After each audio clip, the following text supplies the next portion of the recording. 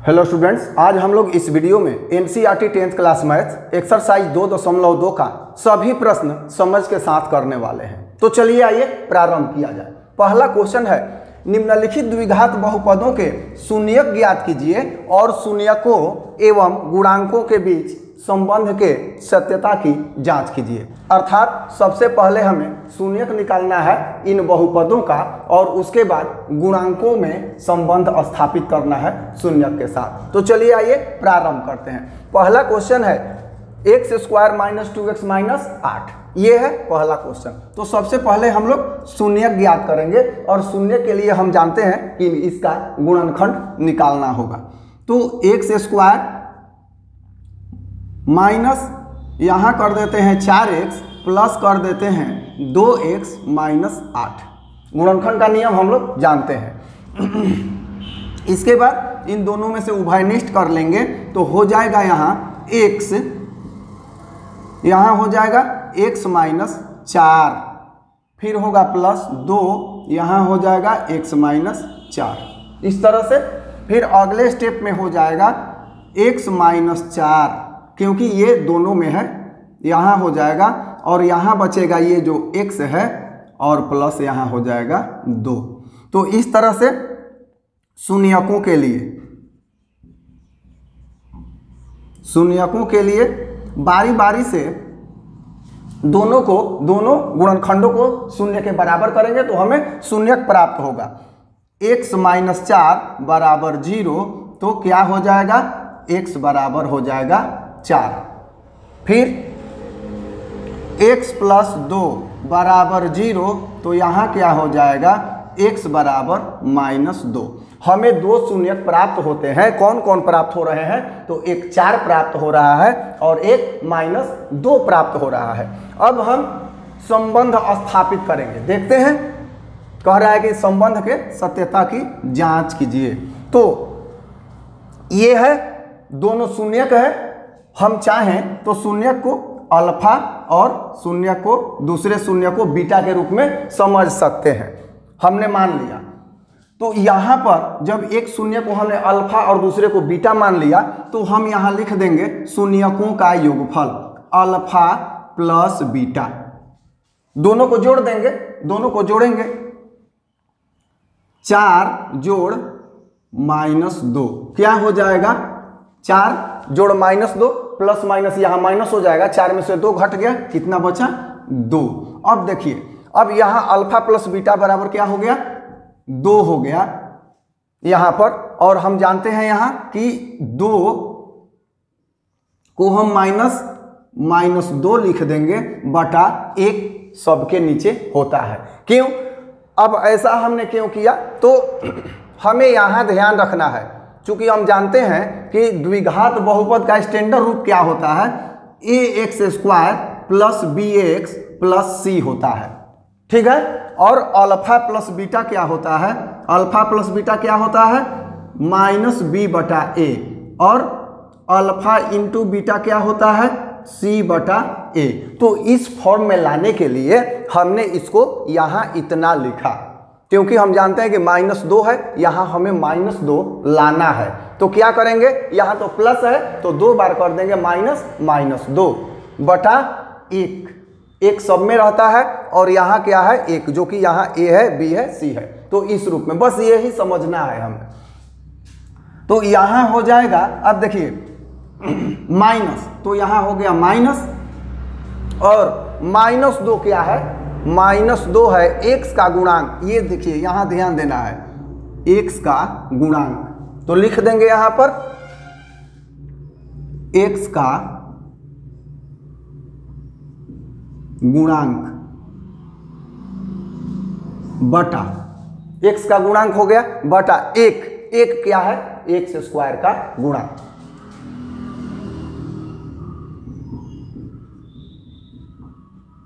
ये हो गया x² का गुणांक। तो इस तरह से हम यहाँ पा रहे हैं कि शून्यकों का योगफल क्या हो रहा है, x का गुणांक बटा x स्क्वायर का गुणांक। और वैसे भी हम लोग जानते हैं कि शून्यकों का योगफल क्या होता है, माइनस बी क्या है, वही है x का गुणांक बटा a क्या है, x स्क्वायर का गुणांक, जो यहाँ पर हम देख रहे हैं कि a x स्क्वायर का गुणांक है और b क्या है, x का गुणांक है, और c क्या है, अचर पद है।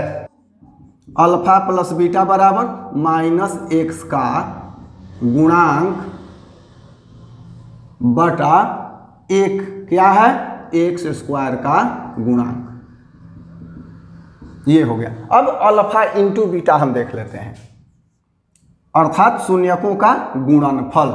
तो शून्यकों का गुणनफल, दो शून्यक है, दोनों को गुणा करेंगे, 4 गुना माइनस 2, क्या पाएंगे हम, 4 दूनी 8, माइनस 8 हो गया। अब यहां हम देख रहे हैं क्योंकि क्या शून्यकों का गुणनफल c बटा a होता है, तो c तो यहाँ 8 है, यहाँ भी हम देख रहे हैं कि अचर पद जो है 8 है, बटा 1 कर देंगे, तो यहाँ भी लिख देंगे अल्फा इंटू बीटा बराबर क्या है, माइनस 8। माइनस 8 को क्या बोलेंगे, अचर पद बटा 1 क्या है, एक्स स्क्वायर का गुणांक अर्थात a।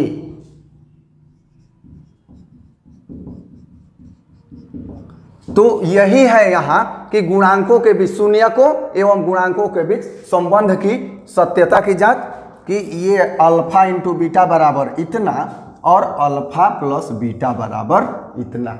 दूसरा प्रश्न देखा जाए, 4s square minus 4s plus 1 ये है। तो यहाँ हम लिख सकते हैं, गुणनखंड करें या पूर्ण वर्ग विधि से भी इसको हम कर सकते हैं, 2s square minus 2 into 2s into 1 plus 1 square, इसको हम लिख सकते हैं इतना, या तो गुणनखंड विधि से भी कर सकते हैं। तो a square minus 2ab plus b square के रूप में ये आ गया, तो ये हो जाएगा 2s माइनस 1 अर्थात a माइनस b का होल स्क्वायर, ये इतना के बराबर, और होल स्क्वायर है तो 2s minus 1 into 2s minus 1, 2 बार लिख सकते हैं क्योंकि स्क्वायर होल स्क्वायर है। अब शून्य के लिए हम करेंगे, शून्यकों के लिए बारी बारी से दोनों को शून्य कर देंगे। तो यहाँ 2s माइनस 1 बराबर 0, क्या हो जाएगा, 2s बराबर 1 या s बराबर क्या हो जाएगा, 1/2 हो जाएगा। स्पष्ट है। अब इसके बाद फिर वही है, दोनों सेम है, एक ही जितना आएगा, 2s माइनस 1 बराबर 0 लिख देंगे पुनः, तो 2s बराबर 1 हो जाएगा, s बराबर 1/2।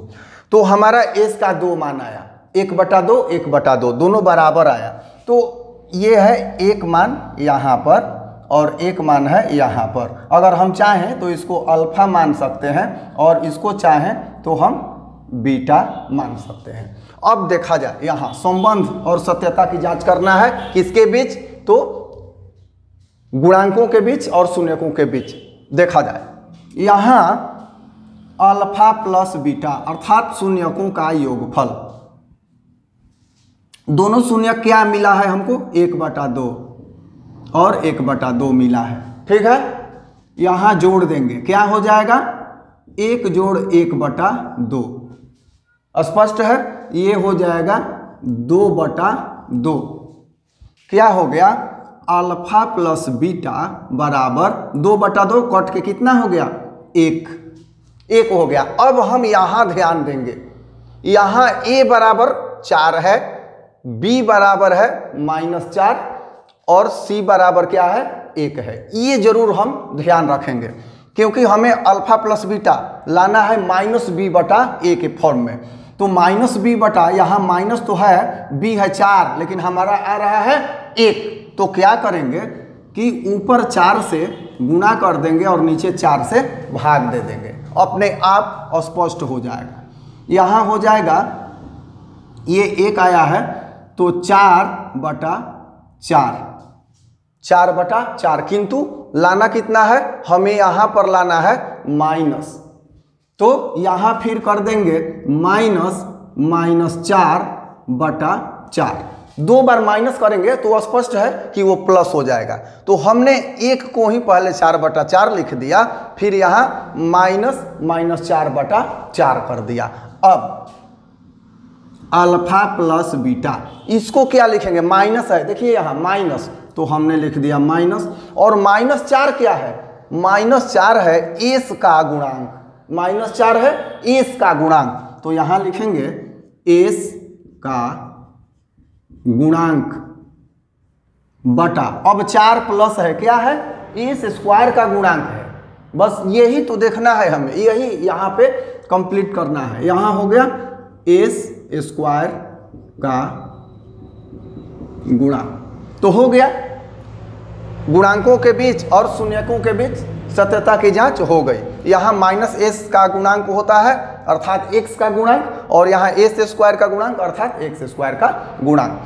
अब अल्फा इंटू बीटा अर्थात शून्यकों का गुणनफल 1/2 गुणा 1/2, यहाँ तो जब हमने गुणा किया तो ऊपर का ऊपर से यहाँ गुणा होगा और नीचे का नीचे से गुणा होगा, हो जाएगा 1/4। अब यहाँ पर देख रहे हैं कि एक सी होता है अचर पद, बटा क्या होता है a अर्थात एस स्क्वायर का गुणांक, तो यहाँ ठीक है, इसमें कोई चेंजिंग नहीं करेंगे। अगले स्टेप में लिख देंगे अल्फा इंटू बीटा बराबर 1 क्या है, अचर पद बटा 4 क्या है हमारा, 4 क्या है एस स्क्वायर का गुणांक।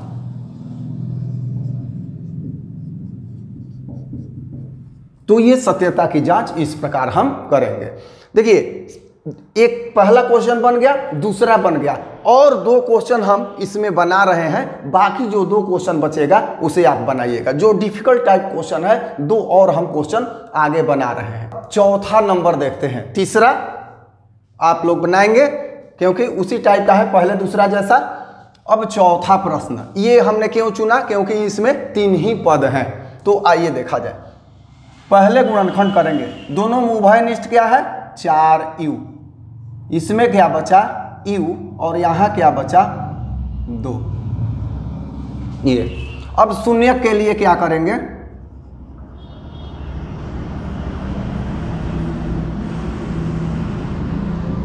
शून्यकों के लिए कर देंगे 4u को शून्य के बराबर करके देखते हैं, u बराबर 0/4, तो क्या हो जाएगा u बराबर 0, तो एक शून्यक हमें मिला अर्थात अल्फा मिला, मान लेंगे तब। इसके बाद पुनः u जोड़ 2 बराबर 0, इसको हमने शून्य किया तो u बराबर क्या हो गया -2, ये एक दूसरा शून्यक मिला बीटा। स्पष्ट है। अब सत्यता की जांच की जाए, तो सत्यता के जांच में यहाँ शून्यकों का योगफल अल्फा प्लस बीटा, हम यहाँ ध्यान रहे शून्यकों का योगफल आप लिख सकते हैं, अल्फा प्लस बीटा लिखना कोई जरूरी नहीं है, इजी वे में बनाने के लिए ये लिखा जा रहा है। अल्फा प्लस बीटा क्या होगा, एक है 0 और एक है -2, दोनों को जोड़ते हैं, 0 प्लस -2 बराबर -2 आया। अब इसको यहां से हम जोड़ेंगे, देखिए इसमें a बराबर कितना है 4, u स्क्वायर का गुणांक, b बराबर कितना है 8 और c बराबर कितना है 0, क्योंकि c पद है ही नहीं, अचर पद नहीं है, तो हम इसमें चाहें तो यहाँ 0 कर सकते हैं। स्पष्ट है। अब इसको इस पद में लिखेंगे हम, a अल्फा प्लस बीटा बराबर इतना हो गया। अब देख रहे हैं हम यहाँ कि हमें लाना है यहाँ पर +8, क्योंकि -b/a होता है। अल्फा प्लस बीटा हम जानते हैं कि अल्फा प्लस बीटा बराबर क्या होता है -b/a भी होता है, तो इतना हमको लाना है। यहाँ क्या करेंगे, अल्फा प्लस बीटा बराबर -2 तो पहले से है, यहाँ कर देंगे 4 से गुना और बटा में कर देंगे 4 से भाग। क्या हो जाएगा? -8 बटा 4। स्पष्ट है? अगले स्टेप में अल्फा प्लस बीटा बराबर -8 क्या है? यू का गुणांक, सीधा माइनस पहले क्या? यू का गुणांक, इसके बाद बटा ये 4 क्या है? यू स्क्वायर का गुणांक,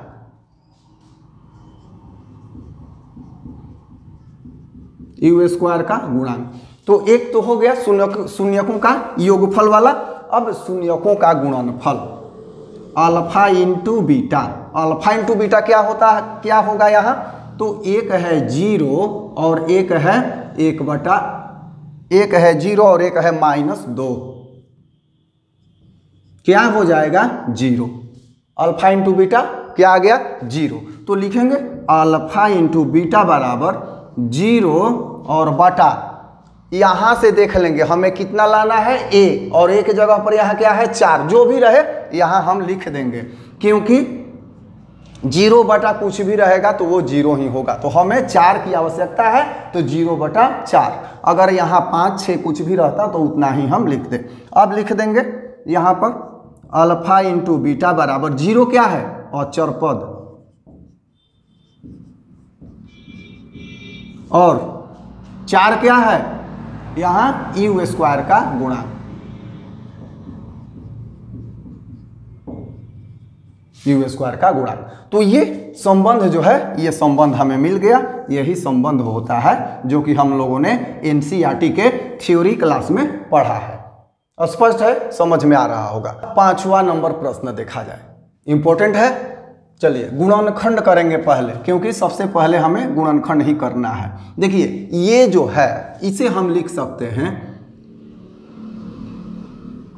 t² माइनस, t का पद नहीं है अर्थात bx वाला नहीं है, तो 0 इंटू टी, यहाँ माइनस या प्लस कुछ भी कर लेंगे, 0 + t कर देंगे -15। ये इस तरह से लिख सकते हैं। ये 0 हो जाएगा और t² -15। ये समझने के लिए है, ये समझने के लिए है, क्योंकि हमें ax² plus bx plus c के फॉर्म में लाना है। अब इसको हम करते हैं। यहाँ पर देखिए सबसे आसान मेथड, सबसे आसान तरीका क्या होगा? t² माइनस √15 और इसका स्क्वायर कर देंगे। क्यों? ये √a का स्क्वायर क्या होता है? a, तो √15 का स्क्वायर 15 होगा। हमने 15 के जगह पर √15 का स्क्वायर कर दिया। ऐसा क्यों किया? ये सूत्र पे आ गया a² माइनस b²। स्पष्ट है? तो a² माइनस b² क्या होता है? a + b into a minus b, t plus √15 t minus √15, ये हो गया। अब शून्य करेंगे, शून्यकों के लिए क्या करेंगे? इसको एक बार 0, एक बार इसको 0, t प्लस √15 बराबर 0, तो क्या हो जाएगा? t बराबर -√15। एक शून्यक मिल गया, मान लिया जाए अल्फा है, अल्फा होगा। t माइनस √15 बराबर 0। अगले स्टेप में t बराबर क्या होगा? -15, उधर +15, 15। एक शून्यक और मिल गया बीटा। 2 शून्यक हमें मिल गया इस बहुपद का। अब हम संबंध के सत्यता की करेंगे जांच।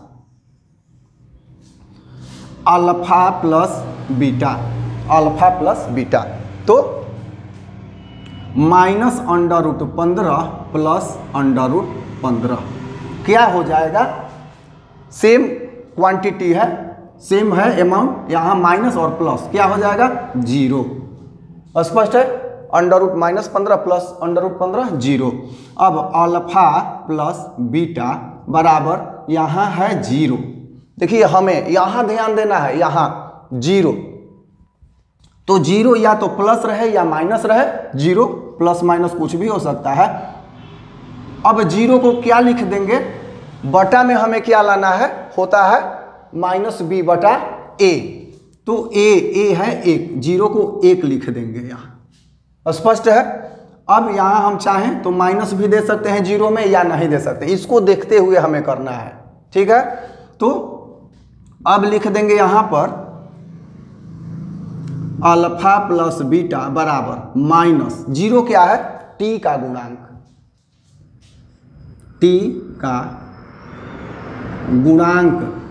t का गुणांक यहाँ पर क्या है, 0 है, क्योंकि यहाँ t का पद नहीं है, तो क्या होगा 0 होगा। t² है, t नहीं है, तो t का गुणांक क्या होगा 0, और 0 प्लस माइनस कुछ भी हो सकता है, हम अपनी आवश्यकता के अनुसार दर्शा सकते हैं।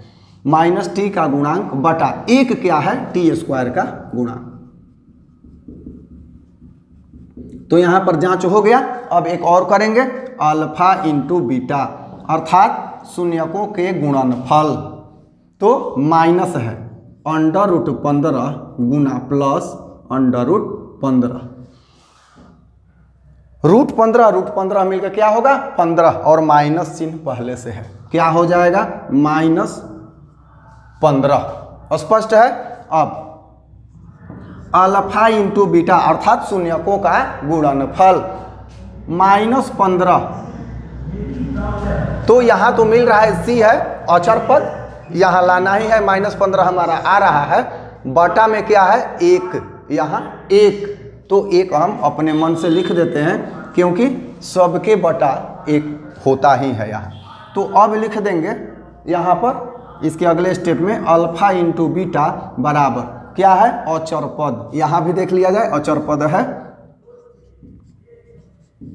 अचर पद बटा 1 क्या है t² का गुणांक, जहाँ कुछ नहीं होता है वहाँ 1 यहाँ रहता है, तो लिख देंगे t² का गुणांक। तो ये हमने सत्यता की जांच कर दी, किसके किसके बीच, तो शून्यकों एवं गुणांकों के बीच संबंध की सत्यता की जांच यहाँ पर स्पष्ट रूप से हो जाती है। इसमें 1-2 क्वेश्चन जो बचे हैं आप अपने से प्रैक्टिस करके उस क्वेश्चन को कर लेंगे, नहीं होगा तो कमेंट करना है, मैं स्वयं लाइव क्लास में करवा दूंगा। तो पहला क्वेश्चन आपको स्पष्ट रूप से जो अभी चारों हमने बतलाया समझ में आया कि नहीं आया, कमेंट जरूर कीजिएगा। अब इसके बाद अगले भाग में हम लोग इसी एक्सरसाइज का दूसरा प्रश्न देखेंगे। मैं आशा करता हूं कि यह वीडियो आपको बहुत ही रोचक और अच्छा लगा होगा। अगर अच्छा लगा है तो लाइक जरूर कीजिएगा, सब्सक्राइब नहीं किया है अनोखी पाठशाला को अभी तक तो सब्सक्राइब भी कीजिएगा, और कमेंट में अपना सुझाव भी दीजिएगा। और एक बात और है कि अपने दोस्तों में इसे शेयर करना मत भूलिएगा, शेयर करने से वो भी इसका लाभ उठा सकेंगे। धन्यवाद।